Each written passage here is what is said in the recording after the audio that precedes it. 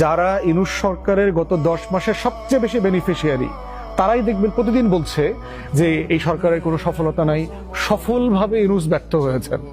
এই কথাটা বারবার বলে, কন্টিনিউ মিছিল মিটিং করে হুমকি দিচ্ছে, শহরের ভিতরে কেওয়াস তৈরি করছে। কিন্তু তারা গত 10 মাসে কি কেউ ডিবি অফিসে গেছে, রিমান্ডের শিকার হয়েছে, মিথ্যা মামলার শিকার হয়েছে? তাদের হাজার হাজার মামলা উজ্জ্ব হয়ে চলে আসছে না? তাহলে এই যে সফলতাগুলো সে দেখতে পাচ্ছে না, আজকে আমি ঘুমানোর সময় কি চিন্তা করি যে আমাকে ডিবি এসে ধরে নিয়ে যাবে, ডিজিএফআই এনএসআই ধরে নিয়ে যাবে, আমাকে শুট করবে, এক্সট্রাজুডিশিয়াল কিলিং এর শিকার হব, আমাকে কি আমার পরিবারকে, আমাকে না পেলে পরিবারকে উঠায় নিয়ে যাবে, এই টেনশন তো আমাকে করতে হচ্ছে না। তাহলে একটা ট্রান্সফরমেশনের জায়গায় দেখতে হবে যে কারা কারা এই ডিসকোর্সকে হেল্প করছে বাংলাদেশের স্বার্থের বিপক্ষে।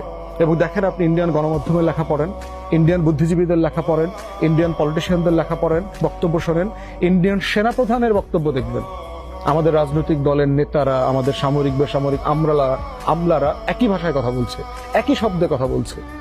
আমাদের দায়িত্বশীল লোকদেরকে তারা কাউকে ভিলেন বানাচ্ছে, কাউকে শত্রু বানাচ্ছে, কাউকে বন্ধু বানাচ্ছে। কাকে ভিলেন বানাচ্ছে? দেশের সবচেয়ে দেশপ্রেমিক লোকটা, যে রোহিঙ্গা প্রত্যাবর্ষণ নিয়ে সিরিয়াসলি কাজ করতেছে, দিন রাত কাজ করতেছে, তাকে তার দ্বৈত নাগরিকত্ব আছে কিনা, তার কাছে সশস্ত্র বাহিনী রিপোর্ট করতে হচ্ছে না, কমফোর্টেবল ফিল করছে না, এইটা সেটা বলে টলে পুরো চাওয়াস লাগাই দিচ্ছে। একটা জিনিস ঘটে নাই, এই করিডোর দিয়ে দিচ্ছে, চিটাগং পোর্ট বেচে দিচ্ছে। এবং পুরো জিনিসটা দেখবেন ইন্ডিয়ান মিডিয়ার সাথে মিলাই পড়লে দেখবেন যে পুরো ইন্ডিউসড মিডিয়া, যেটা আমরা আওয়ামী লীগের সময় কিন্তু দেখেছি।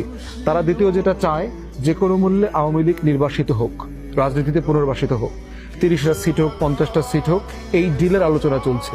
বিভিন্ন রাজনৈতিক দলকে বিভিন্ন কোয়ার্টার থেকে এটা বোঝানো হচ্ছে যে আওয়ামী লীগ ছাড়া ভালো নির্বাচন হবে না, দেশে বিদেশে গ্রহণযোগ্য হবে না।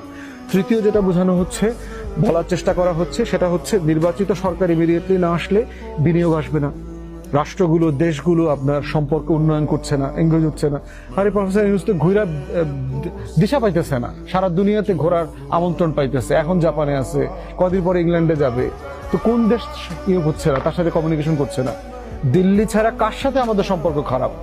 তো এই দেখতে হবে যে আমি নির্বাচন চাই, কিন্তু যেই বিয়ের দাওয়াত আপনি আমাকে দিয়ে দিচ্ছেন, সেটা নিয়ে প্রত্যেক দিন, ভাই সকালে আসবো, 8টায় আসবো, 8:15 আসবো, কি খাওয়াবেন? যমুনার মাছ দিবেন, না গরু গোস্ত খাওয়াবেন, না হাঁসের গোস্ত খাওয়াবেন? এখনই বলেন, লিখিত বলেন, মুখে বললে হবে না। মানে আপনি তো একটা গিভেন জিনিসকে যখন প্রচন্ড প্রেশার দিবেন, এটার কনসিকুয়েন্স কিন্তু আপনাকে বিয়ার করতে হবে।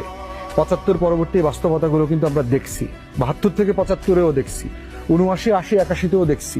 এই রিয়েলিটিগুলো কিন্তু আমরা এক্সপিরিয়েন্স করছি। এর ডিজাস্টারের দায় 24-এর গণ অভ্যুত্থান যদি ফেল করে, এর প্রত্যেকটা দায় সামরিক বেসামরিক আমলারা